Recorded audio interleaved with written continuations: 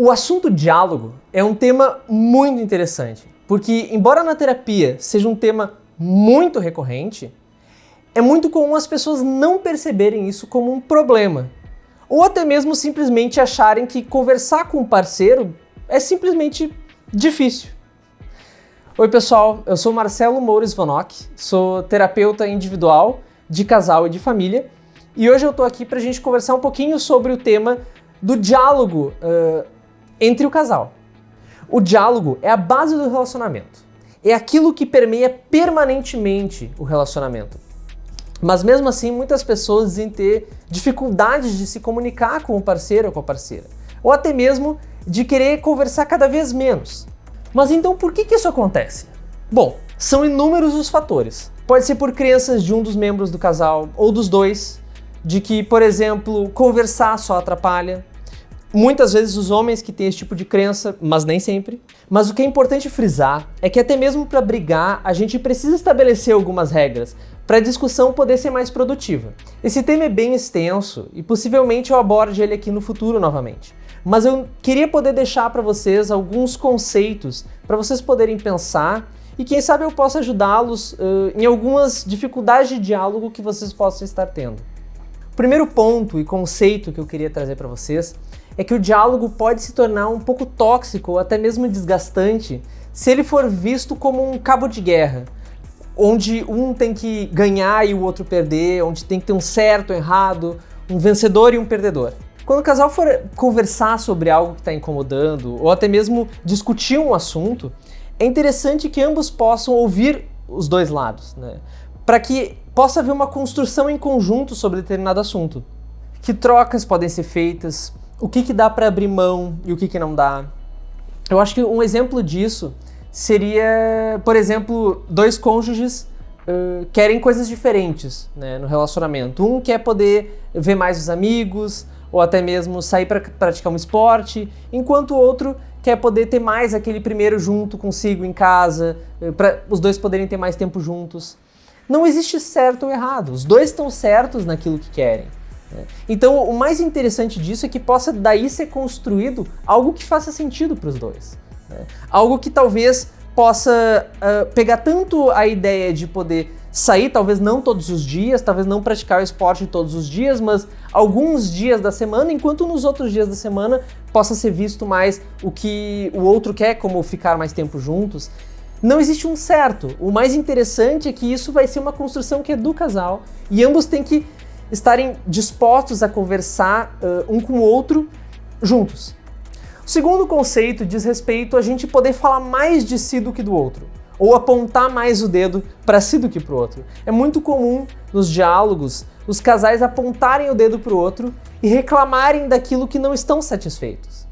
Um exemplo disso seria numa briga, ambos os cônjuges ficarem um tempo sem se falar, e um deles resolver ir no supermercado fazer compras para fazer uma janta bem legal. Enquanto isso, o outro, quando aquele primeiro chega do supermercado, diz o seguinte: pô, mas tu me abandonou aqui? E aquele primeiro fala: não, eu não te abandonei. Eu fui no supermercado fazer as compras. Tu que fica aí com essa cara e eu tive que fazer essas compras para tentar desfazer isso aí, porque tu sempre fica emburrado qualquer coisa que eu faço. O que a gente percebe dessa conversa? É que um tá jogando a culpa pro outro. Um tá apontando o dedo pro outro e dizendo quanto o outro tá fazendo ele se sentir mal. Então, a partir desse conceito, o ideal seria não se falar. Então, a partir desse conceito, o ideal não seria falar tu me abandonou. Porque é muito fácil pro outro dizer não, eu não te abandonei. E com razão, a sensação que o outro tem não é de abandono, a sensação que o outro tem é de ir no supermercado, pensar em alguma coisa legal. Mas a sensação de abandono que a pessoa está sentindo é legítima. Só que não é do outro, é dela.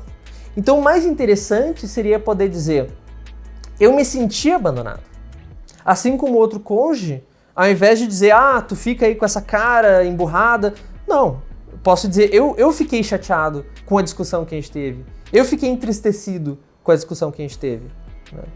E isso, para muitas pessoas, pode soar difícil, porque é como se a gente estivesse se abrindo pro outro. É como se a gente estivesse colocando as nossas fraquezas. É como se a gente estivesse se colocando menos, mas não.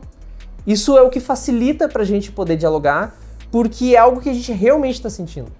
E num diálogo é muito interessante poder se falar aquilo que é real, ou seja, aquilo que é nosso, e não aquilo que é do outro que a gente não tem acesso, aquilo que a gente acha que o outro pensou ou que o outro sentiu.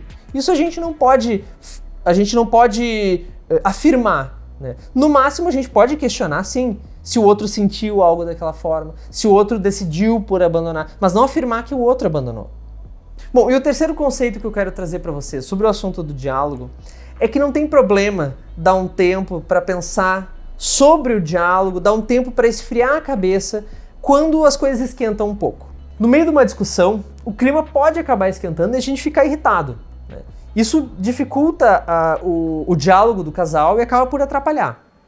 Tem muitos estudos que mostram que se a gente dá um tempo de uns 30 minutos, 1 hora, e depois volta a conversar sobre o mesmo assunto, o diálogo rende muito mais e é muito mais fácil da gente resolver ou dialogar sobre um determinado assunto. Então, se por um acaso o diálogo começar a ficar um pouco difícil e a gente se sentir um pouco irritado, não tem problema nenhum olhar para o parceiro e dizer, olha, desculpa, tô sentindo que eu tô ficando irritado, tô sentindo que eu posso meter os pés pelas mãos, posso falar besteira, então eu prefiro dar um tempo agora, a gente vai retomar esse assunto me dá uns 30 minutos, logo mais a gente volta a conversar sobre isso. Não tem problema, né? Eu sei que tem muitas pessoas que têm dificuldades de deixar o outro um tempo sem conversar, porque a gente muitas vezes fica ansioso querendo resolver aquele assunto, ou até mesmo o contrário, tem pessoas que querem logo se fechar e não querem mais falar.